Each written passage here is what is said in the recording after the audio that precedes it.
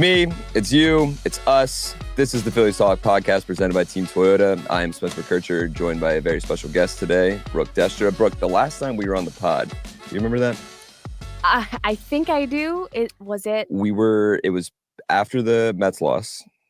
Was it after the Mets loss, or was it I thought after it was the after win? the win. And we were just both delusional. And we were like, here we go. Yeah. It's Yeah. 1 a.m. and it's been a minute. Before that, too, it was the celebration after we went to Xfinity with all the guys. So that was a good time. So we have a really good track record of party pods. That's exactly right. This could be a party pod because I'll tell you what. Why not? 161-1 is still in the cards. We talked on Monday with me and Corey, and we started the pod with, hey, 161-1 is still an option. And after the last two games and a 3-game sweep of the Rockies, everything is looking good for 161-1. You know, I will take it. Yeah, why not? And, you're going to have the argument.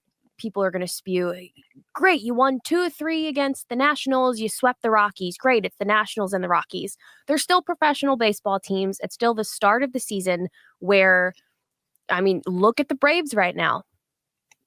Not good.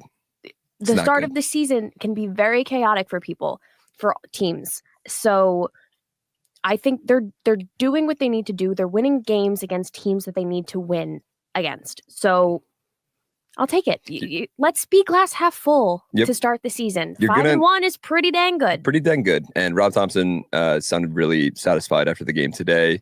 3-1 win. He said, basically like he wants the offense to start clicking a little bit more. And there's a few more things. JT Realmuto also said basically the same thing. Like, yeah, there's still a few more things, but 5-1 feels really good. They're playing really good baseball. They felt good coming out of the spring, and it's now shown, as you mentioned, against two not the best teams, but again, you win series to start the season. That's when your momentum picks up. And the way this division's looking, obviously, it is April 3rd. But the way the division's looking, who knows? If you can get a 5 to 10 game lead by the end of April, let's get crazy. You could run away with it. Exactly. Run away with it. We'll start by today's game, huh? 3-1 win over the Rockies. Send them sweeping them back to Colorado or wherever they're going next. Taijuan Walker, man. Spence, do you want to know my favorite stat of the day? Yes, drop it on me. Taijuan Walker has more wins than the Atlanta Braves. That's so sad. And again, it's funny. Ricky mentioned it. They've played the Padres and the Dodgers, two very good teams, but they're just not hitting. They're not doing anything. Up for failure to start the season. Yeah. West Coast road trip, no days off. That's terrible. It is, but who cares? But it's Atlanta, so And Taijuan Walker has one more win than the Atlanta Braves. Indeed, they do. And you know what, Spencer? I'm really friggin' happy for Taijuan Walker. We joked about it so much last season that I felt like I covered every single Walker game last year. Yeah. And I felt terrible as each start, things were getting worse and worse. And you could just see kind of like the light going out from his eyes. Like he felt defeated. You knew he was working hard. It just wasn't. You weren't able to see the efforts that he's been putting in. Yeah. And there was a lot of hesitation. There was a lot of concern going in today. Everyone on social media was like, here's scheduled loss of the series. It's great that they won the series. There's no way that they're getting a sweep. That other radio station that's in the town had them on the radio this morning coming here. And they're just like, oh, schedule loss. I'm like, come on, man. Yeah, it's like there's no faith. And I completely understand. It was a really bad year for Taijuan Walker. Yeah. His last win, to put it lightly, was May 11th last year. It's wild. 327 days from his last win. So I understand that there was some concern, but it's a new slate. Like you can look at this as a fresh slate, a fresh start. And he said post-game that he felt really confident in what he was doing, spring training. He felt really confident going in today. And to come out with all this concern, with all of this talk, with all of the booing that he has had to deal with in God knows how many games over the past year and a half, you pitch 6 scoreless innings. Yeah. It's good. I had chills, and I'm not even going to act like I'm over exaggerating. I had chills when he walked off at the end of the 6th inning and he struck out Hunter Goodman, aka the Rockies' only 2 runs the first 2 games against Sanchez and Wheeler. Right. And you have Walker strike him out. He is so amped up walking off the mound. He said post-game that he knew that was going to be his last inning. Yeah. Even though he only pitched 74, he had 74 pitches. Like there are so many elements to the game today. And again, it's against the Rockies. Who cares? It's against the I care. Right. I care. Sometimes you need a game like this. Yes. And I was terrified that the offense wasn't going to show up today for him. Like Taijuan's going to go 6 scoreless innings and the Phillies can't get on the board. Yeah. I was like, that's how it's going to go. And then it's going to be so frustrating to deal with, to listen to, I felt good out there, but I would have wanted the win comments because you knew that they were coming. Walker is such a respectable guy. He's a great guy in the clubhouse. He's a great team player. So I was so thrilled to be able to see him get this win because, it was long overdue. Yeah. But for him to walk off the mound and have people stand up and cheer for him, Rob Thompson said pregame today that he handles it like a true pro, but something like the booing is always going to affect somebody to some degree. Absolutely. There's a whole psychological side to it. So for him to be able to experience the complete flip, it was great to see. It was awesome. And going back to the comments, if you haven't seen them, they're all over NBC Sports Philadelphia social and on our website. Just the comments from Rob Thompson, JT Realmuto, and Ty himself. It was really cool. The comments from Ty talking about his mom. His mom came from Arizona to watch him pitch today, and she saw him gain his confidence back, and you could see it. And especially to start the season like that, doesn't matter if it's against the Rockies, doesn't matter if it's against the Dodgers. His next start will most likely be against the Braves in Atlanta, so it's going to be a completely different change. But him just talking about making his mom proud, his mom cried.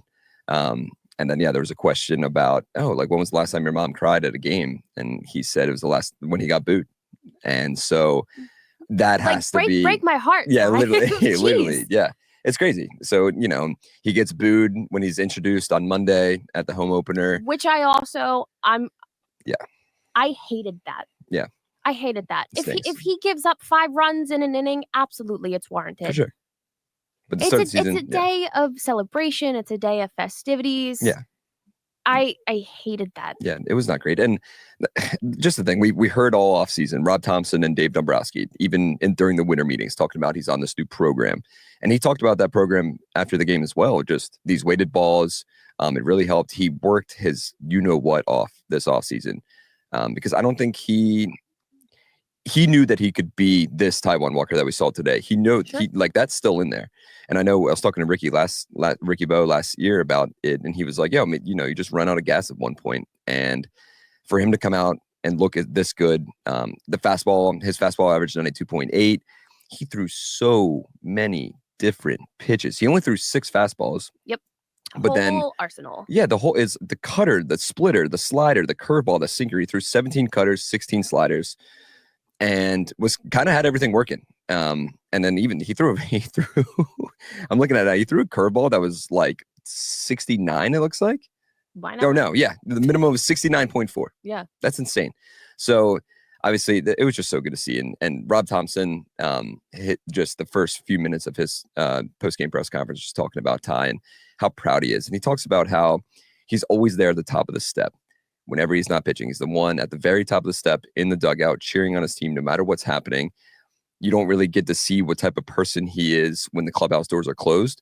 Mm-hmm. But you and I have both been around him now the last few years. He is one of the nicer dudes that you'll ever meet. So for him to struggle the way he did last season. That's why it was so heartbreaking to watch. Yeah. And because he's a great dude. Yeah. And like I said, when we were getting to the point, I want to say it was really August into September where you kind of saw that light fading from him. And it made me so sad. And I'll never forget the one loss in New York. I don't know if you were up for the series yet. Yeah. When we were waiting to see if they were going to clinch the division. Yeah. And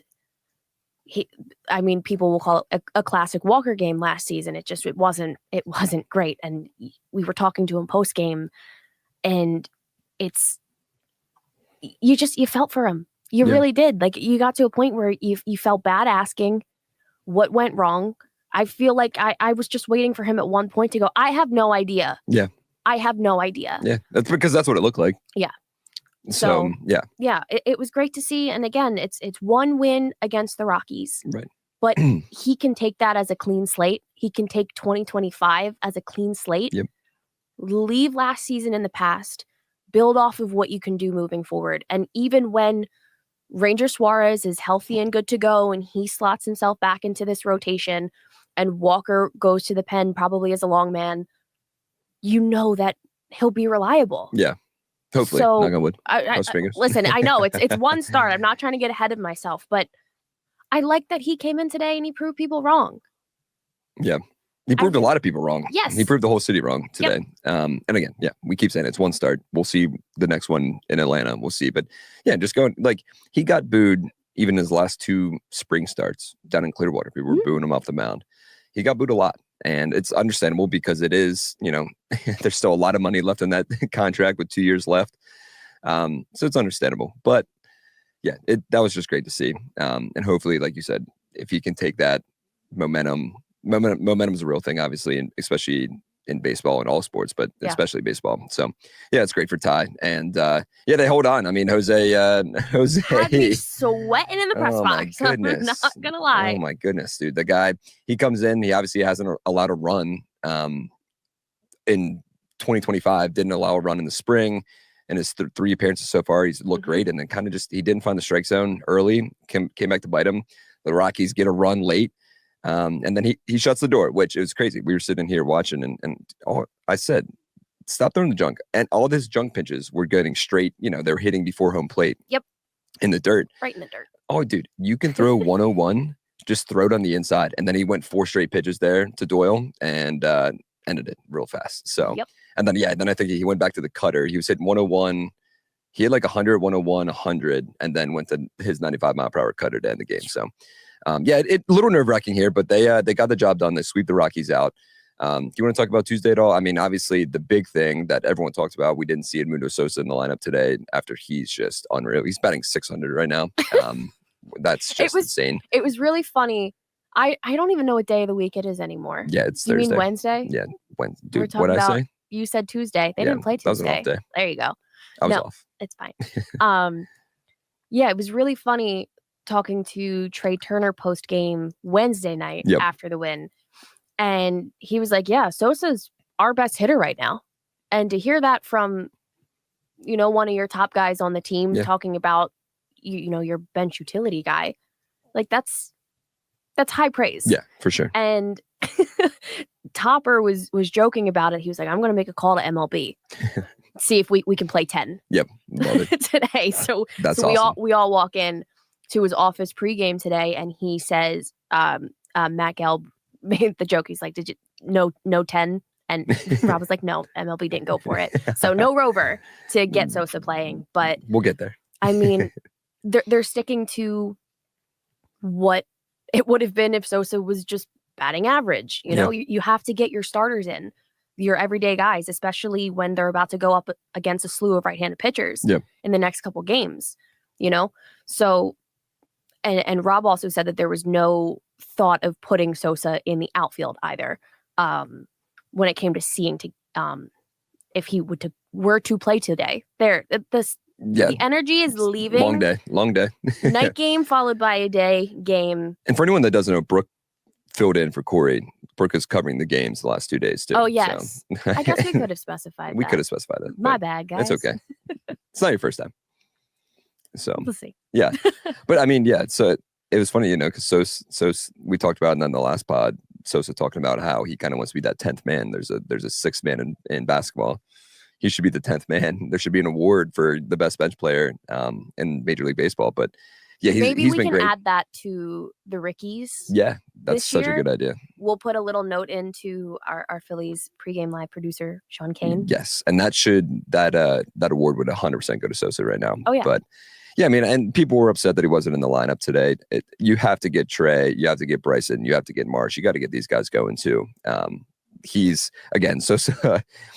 We were talking to Ruben Amaro Jr. and he said it great. Like, if you see him too much, the magic of Edmundo Sosa will fade, obviously. Yes. So he's a perfect bench guy. It's somebody that has been reliable for the Phillies now for the last 3 or 4 years. So that's been great. Obviously, the offense in general, besides the Schwarberian, Kyle's on a whole different it's crazy, man. Level right now. 4 home runs. The one today, I thought it was going to leave the yard off the bat. It was. And ended up going 444. I don't know We've heard how. some very loud home runs. John Kruk talked about this. The crack of the bat today, I gasped. That's I audibly gasped. Yeah. Kruk said it was like the loudest he's heard a bat in CBP in quite a long time. It was insane. Yeah. It was insane. He's also on the longest hitting streak to start a season in his career. Yeah, 6 games. Every game he's got a hit. And he has 4 home runs. Silly. Why not? Silly. It's so great to see. And on top of the fact that he's being so consistent, he's kind of flip-flopping in the lineup too, based off of the lefty-righty. And it's great to see that not only is it not affecting him, I feel like every time that he's, when it switches, he's going, okay, how can I prove everybody that I can do absolutely everything at all times? Yeah. It doesn't matter where I'm at. No. I'm like, it's great. And the best part, he said that all spring. He wears number 12. It doesn't matter what part of the lineup he's in. He's going to produce, and he's continued to produce so far to start the season. It's been remarkable to see. I've also liked torpedo bat or not. He doesn't even. If you gave Kyle Schwarber a torpedo bat, he said at one point he's probably going to try it. Sure, why they're not? Going to try it. Everyone, yeah. If you give him a torpedo bat, it's probably going to be like a cheat code. Yeah, good luck. It really is. Good luck. So yeah, Kyle Schwarber. Wait, good job, Just Kyle. kind of picturing that. But I mean, the offense does have to get going here. The first half of games, absolutely. That's what. Yeah, I mean, so they've it was 30-16 coming into the game, or coming into this game. So it's 33-17 so far to start the season. So the offense is fine, but like Rob Thompson said, and we mentioned earlier in the pod, he would like to see these guys let's get an early lead.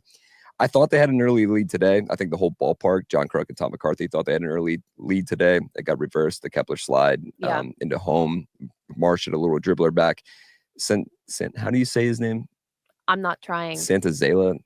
I'm sorry, that's really disrespectful for him. I'm sorry, but I'm not gonna try. The Rocky starting pitcher made a hell of a play. Jacob Stallings made an incredible play at home plate as well as the catcher for the Rockies. But Kepler was ruled safe, and then after like a 5-minute review, they ruled him out. So that could have been the early lead. But I didn't have a gripe with this, but I mean, when initially they called him safe. Yeah. Tack the run on the board. It's great. Cool. First early lead. You knew that they were going to challenge that. Upon review, I also don't think that he touched the plate. I honestly think that was the right call to overturn. His foot was up. Yeah. But I also don't think maybe it was enough to overturn it. Right. I feel like they've been very, very serious about, you need like very ample evidence to overturn something in the league. So I was like, okay, whatever. I didn't see it. So it is what it is. Yeah. And the one thing I want to talk about too, that I meant to talk about, Schwarber, you and I were talking about this during the game. The whole double steal thing that the Phillies love to do. They've done it a lot. I'm completely okay with it. Brandon Marsh gets caught stealing second. JT Realmuto's on third. Kyle Schwarber's up the bat with 2 outs. Don't do it then. That's just my opinion. The idea is there. It's worked a bunch. It worked a lot last year. They do it a lot where if there's runners on the corners, someone will steal second, kind of getting a rundown. That run will end up coming home. But with 2 outs, Kyle Schwarber up to the plate. Don't do aggression. That. Yeah. But yeah, like you said, I'm like, they had 1 run at this point. Kyle Schwarber's up. Like, don't do that. And because look, the next inning, 2 pitches later, obviously it's different. The approach would have been different. Everything's different. Sure. I'm just saying, Kyle Schwarber's up. You don't when know he's hot. What would have happened. And now we'll never know because it didn't happen. Right. Because that would have been a 3-run home run compared to the solo shot. Yeah. Little it bit would of have gave you room. 4-0. Yeah. So that's right. They'll work on that. And listen, I love the aggression. It has nothing to do with that. Just don't do it 2 outs and Kyle Schwarber at the plate. Yeah. That's just my only gripe. Not with Kyle Schwarber, not with Bryce Harper. Yeah. Don't do that. All right. Well, yeah. So on that note, a lot of good things from this Rockies series. A lot of good things from the National Series. They've looked good. And now we get set to bring in the Dodgers. schedule's going to get a little. This is going to be fun. Difficult. This is going to be great. And JT Realmuto, we posted it on our socials. Go check it out. But he was like, "Oh, the team that's like unbeatable." Heard they're like, unbeatable. I heard they're unbeatable. And JT he was obviously cracking joked. jokes post game today. Yeah, he felt good. Yeah, he had something in his teeth. I don't know. It was a whole thing. But yeah, it's going to be fun. Rob Thompson said he's looking forward to it too. It's going to be great pitching matchups, which is kind of what I want to get to here. We'll see Yamamoto on Friday. Mm-hmm. They'll see Roki on Saturday, and then they got Glasnow on Sunday. For the Phillies, it will be what? Luzardo, Nola, Sanchez. Yes. Will be for the Phillies. So Friday is going to be awesome. Yeah. You got Yamamoto, you got Jesus Luzardo making his home debut. Obviously, this Dodgers team is clicking on all cylinders like everyone thought they were going to be. I mean, the Dodgers scare the crap out of me. Yeah, but they're 7-0. Are they 8-0 or 7-0? They're 8-0. And it's the first team since 1933 Yankees or something like that to defending champions to start that hot to start the season. Not to forget that they also started their season in another country. Yeah, right. In Japan. It's going to be awesome. I think the bank better be rocking. I'm sure it will. The last time they came here, it was last June, and the Phillies swept them, and the bank was nuts. That was felt like a crazy series. Now it's the first weekend in April. Please bring it. It's a little colder. Yeah. We've had a whole week of clouds. Rainy, and it's going to be rainy all weekend. Yeah. Just bring it. If you're listening to this and you're going to the game, bring the juice. It's going to be awesome. Yeah. The atmosphere is going to be incredible. I'm looking forward to it. I mean, and how great would it be just to Friday go out there, put up an 8 spot against Yamamoto and kind of go from there. Obviously, the whole connection with Yamamoto is, the rumor was they offered him a $400 million contract here in Philadelphia. He wanted to go play in LA, whatever. Welcome him back here with a good 8 spot and take that momentum into the weekend. Because, I mean, obviously, look, you improved to 6-1 and they're 7-1 again, or 8-1, whatever it would be. It's early in the season. Get it. But it's such a huge momentum swing, especially going into Atlanta then, and just finish off April hot would be great. What are you looking forward to the most this weekend? I think pitching matchups, the atmosphere, Shohei Ohtani. I mean, Shohei is one of those athletes where when you see him live, you just sit back and you watch because you're thinking, I'm witnessing one of the best players of all time. Yep. To do in his prime, to do what he does best. Yeah. So, I mean, obviously the atmosphere is going to be great. That series last year in June was probably one of my favorite ones to be at the ballpark for. I mean, obviously the sweep was great. But it's really cool to see Shohei. Yeah. It really is. Yeah. And sometimes you step aside from looking at the Phillies aspect of it and just look at it as baseball as a whole. And, the last time he was here, Wheeler struck him out on his first at-bat. Yeah. So, maybe Jesus gets to make his Philly welcome by punching out. Not even talking about Yamamoto. Putting an 8 spot against him would be great. But if Jesus Luzardo comes out and does what he did in his first start in Washington, and he comes out and does that in his home debut, obviously these Philly fans know Jesus Luzardo he pitched in the wild card game 2 years ago when he was with the Marlins. He knows what this atmosphere is like. The fans know what he is or who he is. And if he can come out and throw a gem against this Dodgers lineup that's clicking on all cylinders right now, that's going to be a lot of fun. Then on the other side, on Saturday, you got Nola going. We saw what he did in Washington, was cruising, was dealing. I mean, then the home run, starting rotation. It's insane. Is crazy. And everyone thought that Walker was going to be this little wild card. Yeah. All right, he may go 5 innings, he may give up 4 runs. Fine. I would take that. That's fine. Yeah. I would take that. I was like, he exceeded expectations. Yeah. The shutout is huge for Ty. Yeah. It's huge. But I mean, you could go 5 innings, his next start, give up 3 runs, and I'll be like, that's good. Perfect. I'll take that. Every single time. Have and that's what you're going to get with Nola too. Top to bottom, right? a great rotation right now. So if the Phillies offense can start clicking early in games and building on that lead and just kind of alleviating that pressure, oh boy, we're going to have fun. Yeah. It's going to be a lot of fun. I want to look up Aaron Nola's numbers against the Dodgers because, if you get that early lead, especially kind of get these bats going, because obviously Dodgers bullpen is a little different than the Nationals and the Rockies bullpen. Mm-hmm. I mean, those guys, it was funny. Ricky was saying the whole time of like, every single reliever that the Rockies and the Nationals had, they just looked terrified the entire time to come into this game. Mm-hmm. The Dodgers aren't like that. The Dodgers will come out here and they'll throw gas. When you're coming off a win in the World Series, I guess you have a little chip on your shoulder. For sure. I guess. Whatever. But yeah, so that's going to be fun. And then obviously Sanchez makes his second start in a week. He looked pretty good. I got yelled at on YouTube for saying he looked good, not great on Monday. That's my opinion. Whatever. It's fine. Yeah. So everything's fine. Yeah, it's just, that was my opinion. I think he wasn't great in my opinion. I think he looked good. Sure. All right, we got Nola's stats here against the Dodgers. He is 3-2 with a 4.29 ERA in 11 games started, 65 innings, a whip of 1.046, 10 strikeouts per 9. I like that, but yeah, we'll see. I mean, this lineup obviously is dangerous and very good. Speaking of the Dodgers, so it's going to be, regardless, this weekend's going to be awesome. I'm looking forward to it. And then, then they go to Atlanta. They're off on Monday, and then they make a trip to Atlanta and St. Louis, I think, after that. So, right. I mean, my thought process is, how great would it be to hand the defending champs their first loss of the season? Not even a first loss. Give them their first series loss. You don't have to sweep them. Take 2 or 3 from these guys, carry the momentum throughout April, and keep it rolling. I think it's going to go. What's your prediction?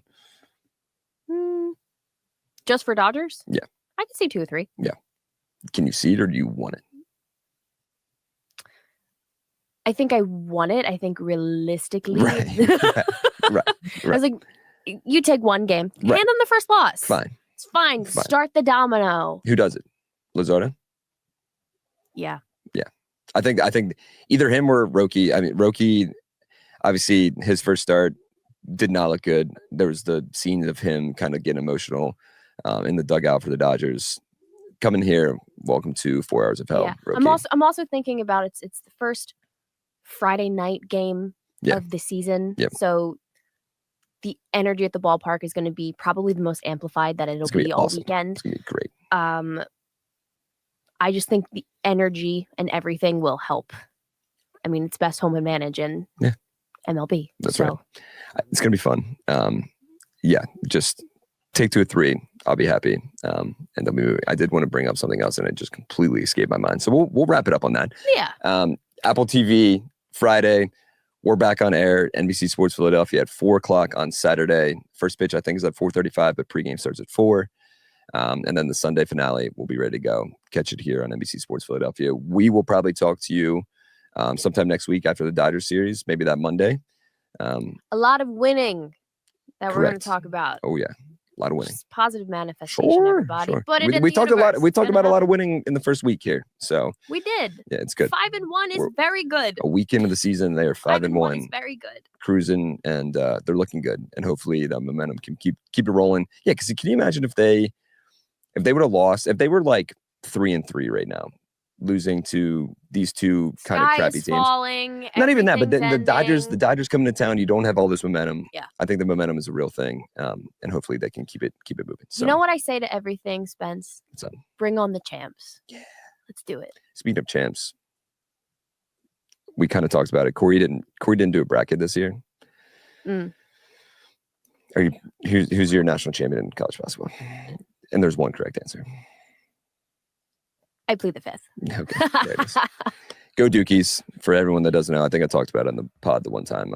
I'm a big Duke fan. That'll probably change a lot of people's opinions. I won the office bracket last year, and I forgot to do my bracket this year. Nice. Yeah. This office, my bracket's not great. I just have the Dukies winning, so I need them to finish the job on Saturday and on Monday. So, speaking of Monday, we'll talk to you guys then after a good Dodger series. Fingers crossed. So, for Brooke Destra, I'm Spence McKercher. We'll get you guys next week.